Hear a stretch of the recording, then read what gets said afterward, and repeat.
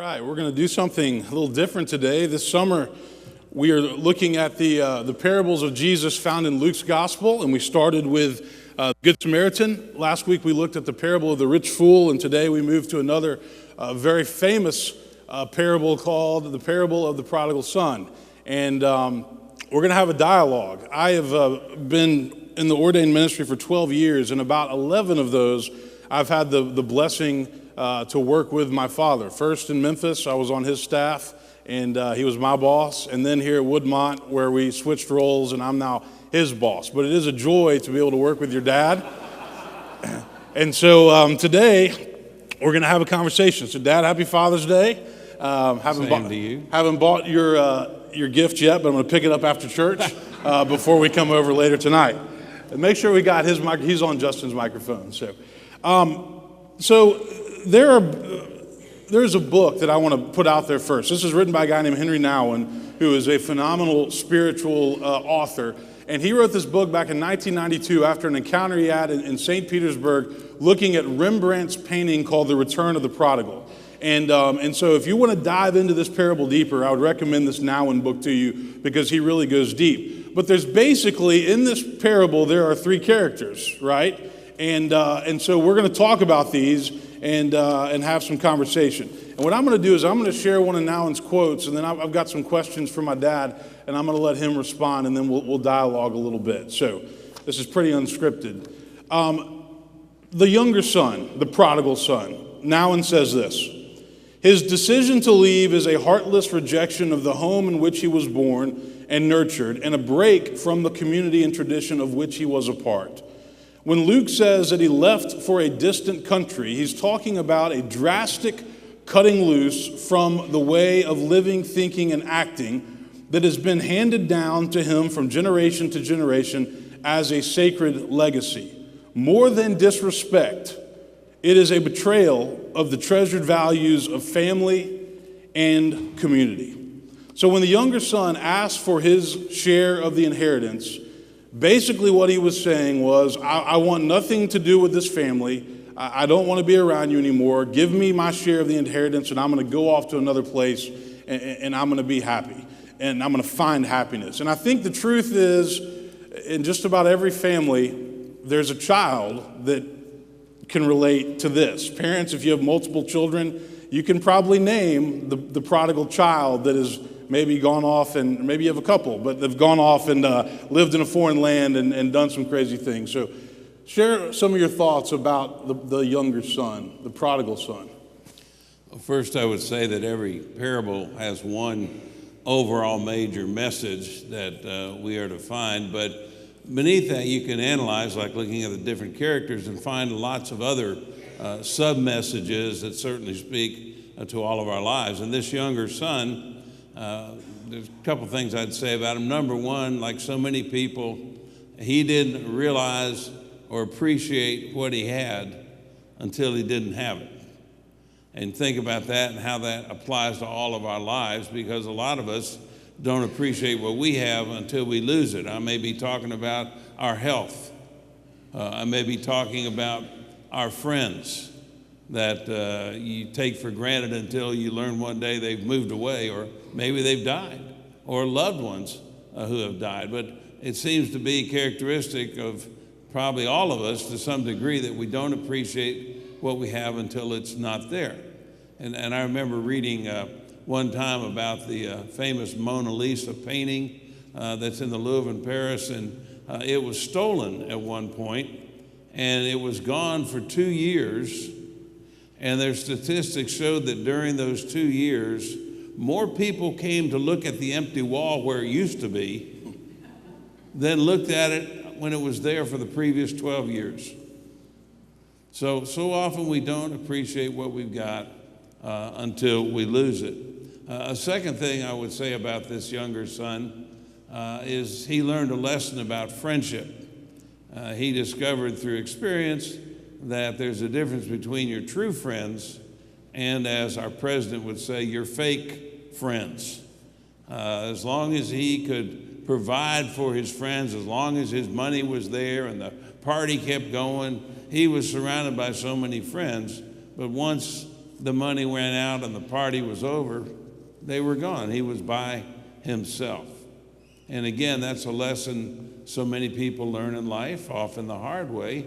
I think of professional athletes that are paid millions of dollars and they become very rich, and all of a sudden they're surrounded by a whole new world of friends and relatives all wanting to borrow money, get money, do money. And unfortunately, some of these athletes end up broke after earning millions and millions of dollars. Or people that win the lottery go through the same experience. They think winning the lottery is going to be great, and it ends up ruining their life. But one of the things that happens is they become besieged constantly by everybody and every relative looking for help and a handout. And so, again, we need to realize the difference between genuine friends that are there no matter what, and less than genuine friends who are only there for what you can do for them. Okay. One question I would add to that is, so why do you think people fail to be grateful for what they have? Why does it take losing what we have, whether it's stuff or people or friendships or family relationships, for us to really appreciate? Why can't we appreciate it while we have it? Well, in our society particularly, we don't appreciate what we have because we're always looking for something else, something bigger, something better, something more, no matter how much you have, no matter how rich you are.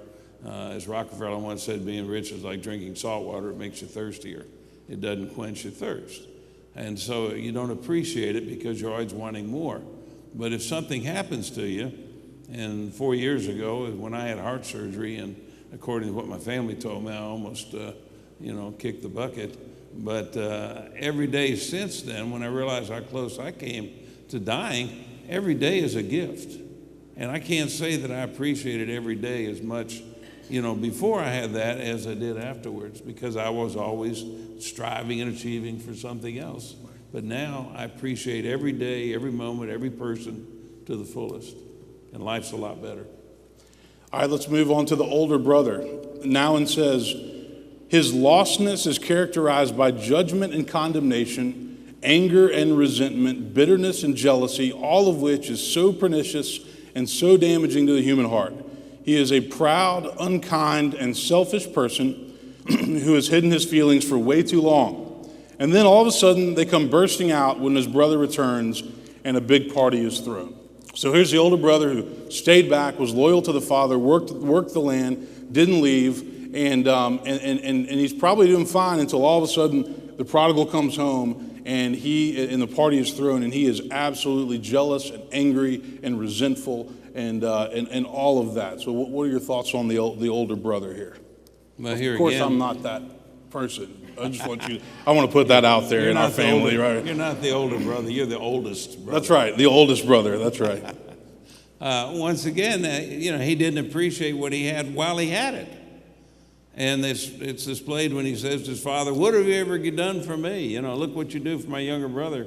What have you done for me?" And here he was, the one that was living there, enjoying a good life, working, having a good job, a good home, a good income. He would inherit, according to Jewish laws back then, 2/3 of everything his dad left. The younger brother would only get 1/3, and yet he didn't appreciate it, not grateful. And also, he, as it says very clearly, he was jealous. He was jealous of his younger brother's lifestyle in the far country, even though he knew it was wrong. He still was jealous. And how many times, confess, do we get jealous of people that we may not respect their character or the way they live, but yet we're jealous because they've got all these good things and they don't deserve it, or they got it dishonestly. As a Christian, we are taught to rejoice at others' good fortune, and to, of course, to share their sorrows together. And yet so often we don't rejoice. One of my favorite illustrations of this, I never forgot because it kind of hit me, but one time at our church we were having a meeting, and the finance committee was going to give me a raise, and one of the persons in the room immediately said, "Why does Roy get a raise? I didn't get one." You said because he's doing such a great job leading the church, right? But the point was he didn't rejoice at my good fortune. And same thing, if your neighbors take a nice vacation, do you celebrate that fact with them, or are you jealous or something else good happens to them, do you celebrate or are you jealous? I mean, in our culture, there's a lot of resentment, there's a lot of envy, there's a lot of jealousy. And somebody once told me that envy is one of the only deadly sins that you can't enjoy it. Some of the other ones at least could be fun for a while. Envy, it just eats at you on the inside and you can't enjoy it. And I think in our culture where we're always comparing ourselves to other people and what they have, what they've accomplished, what they've accumulated, what they've inherited, whatever it is, then we're always feeling inferior and we're always feeling like we don't measure up and like we don't have enough. And the thing about the older brother, I mean, I think he could represent the religious types that are faithful and they're in church every week and they're doing they're grinding it out, they're going to worship, they're going to Sunday school, but there really is no joy in their heart. They're kind of like the Pharisees. They don't get it. Religion is about a task. It's about a checklist. And there is no joy. And then all of a sudden when somebody else pops in and, they get a position or they pop in and they get more attention, they become angry. And I can say this in families that when the prodigal child or when the child that causes the most problems usually gets the most attention from the parents, right? Because they worry about them, they stress over them, and the other children are sitting back, going, wait a minute. So I need to act out to get your attention? I need to screw up for you to pay attention to me? And I think that you do see that among other siblings, and because the parents are worried about the lost child. There's that quote that you're only as happy as your least happy child, and I think that that's true. Or one time, the father was asked, he had 7 children, and he was asked, which child do you love the most? And his response was, the one that needs me the most. Because at that time, he loves the most. It's kind of like the grace of God. You don't fully appreciate the grace, the love of God as much, when things are good as you do when life is tough and you begin to realize the peace, the joy, the strength God gives us. Let's go to the father, who's who's the hero of this story.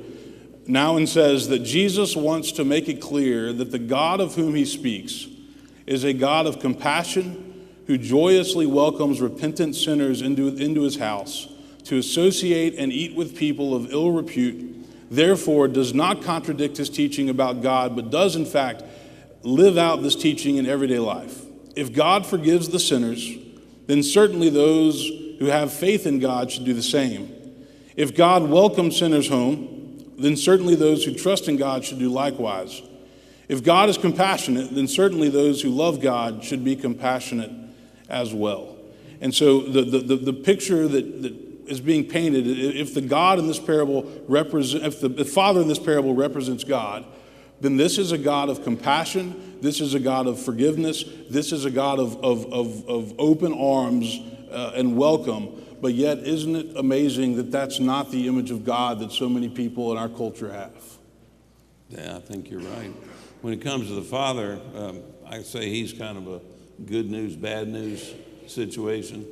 The good news on the part of the father, and I have quoted this many times to parents whose children have been in the far country, remembering the prodigal son, the father did not go after him. And it says to me that, and I've learned this as life has gone on more and more, that you can't and you shouldn't try to control your kids' lives. So many parents try to mold and shape those kids' lives from beginning to end. A lot of parents try to live through their kids what they missed out in their lives, and it's not right.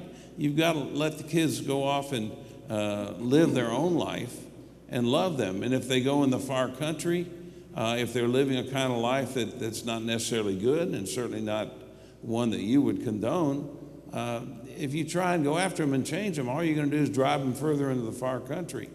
But he stayed at home. If you raise your children right with the right values, and I think this father obviously did, as the Bible says, raise up your child in the way he should go, and when he's older he will not stray from it. But between being younger and being older, most kids will stray. For one thing, they will test everything their parents teach them to see if it's right or wrong. And they may go to the far country putting it to the test. But if they're raised up right, like this prodigal son, sooner or later they will come to their senses as he did and return home and appreciate what was there to begin with.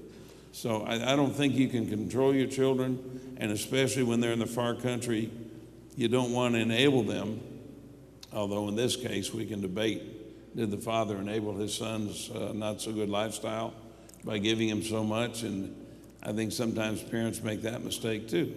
And that's something that's talked about, is why did he grant him his inheritance? Because basically the prodigal is saying, I'm done with you. I want nothing more to do with you. So why would he say, here's your chunk of money? It seems like he was to a degree enabling him. And I do think that a lot of parents really wrestle with that boundary between loving their children and trying to give them everything and give them what they didn't have or what they wish they had, but they don't know where to draw that line of when it becomes enabling.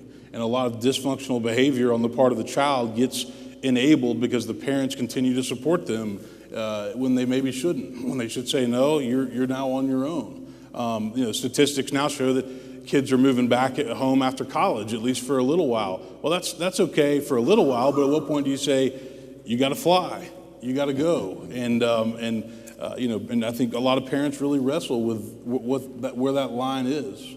What's interesting in this parable that we're not told how old the sons were. We don't know how old that younger son was when he came to his father and said, I want my inheritance to go out on my own. Because as a parent, my goal in life is to raise children to be two things: independent and happy. And in my case, I don't care, as long as it's decent what they're doing. They don't have to measure up to my expectations. Like I told you when you were 12 years old and told me you wanted to be a minister, I said, you don't have to be a minister just because I am, but yet you wanted to be. But you want to raise your children so they can be on their own, self-sustaining, off the dole especially. And also, but you want them to be happy in life. And so that's the goal. But we don't know how old this younger son was. Was he too young to be given the inheritance? Should he not have been? Should he not have been given all of it? I've had interesting comments made over the years from different parents. One example I had, to me a bad example, was a family that had two sons.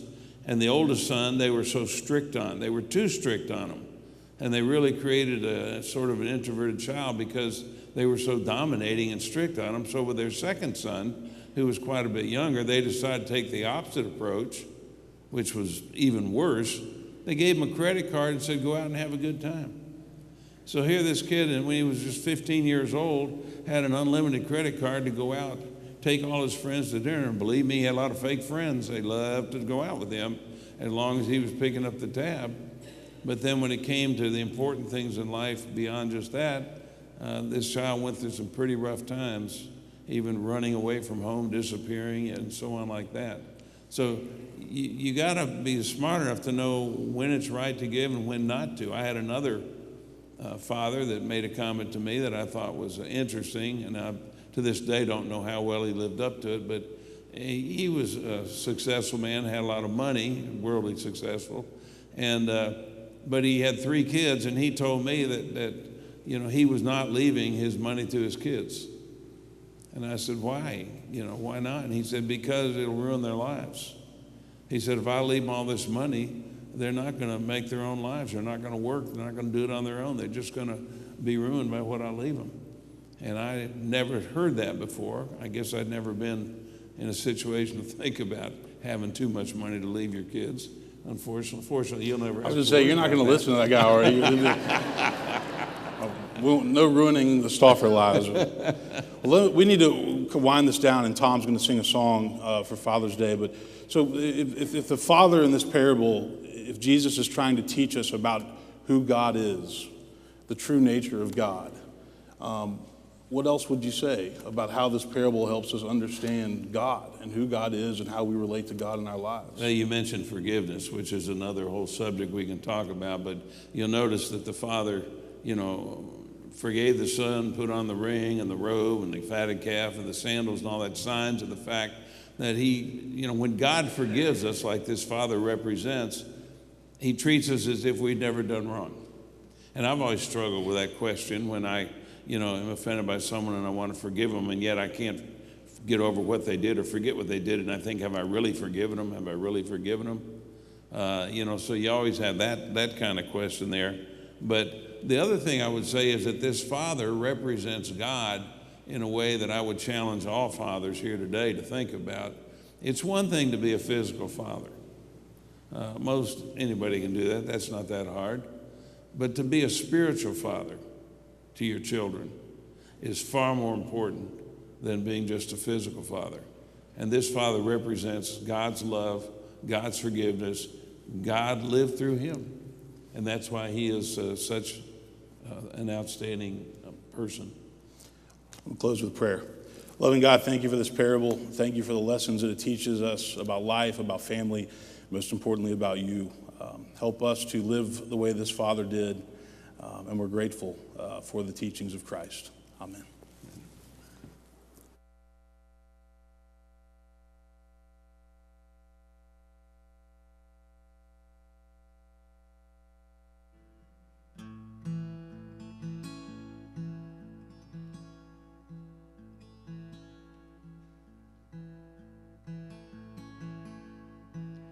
This isn't about forgiveness or salvation.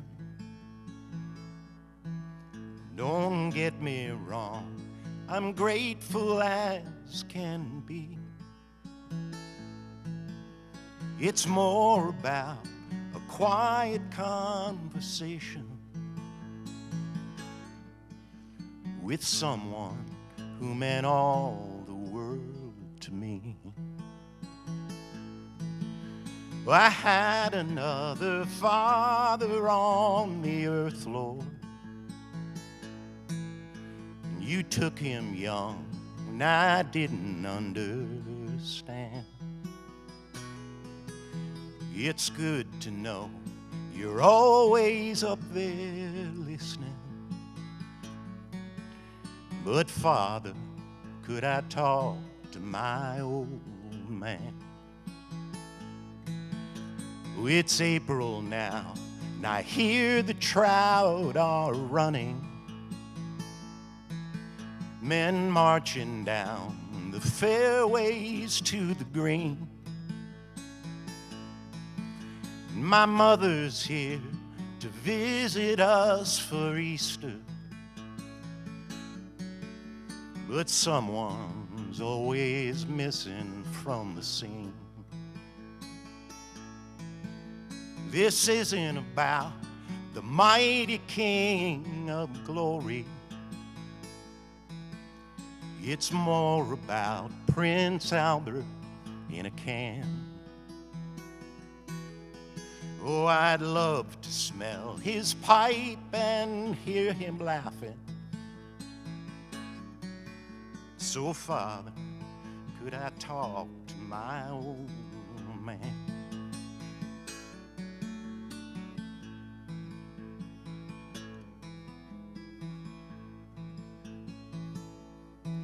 Well, I'm raising up these children by the book, Lord. And we sing about your power and your grace. And I tell them they should turn their eyes on Jesus. But I wish they could have seen my old man's face. This isn't about, I had another father on the earth, Lord.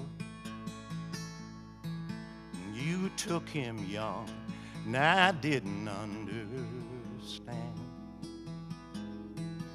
It's good to know you're always up there listening. But Father, could I talk to my old man? Oh, Father, could I talk to my old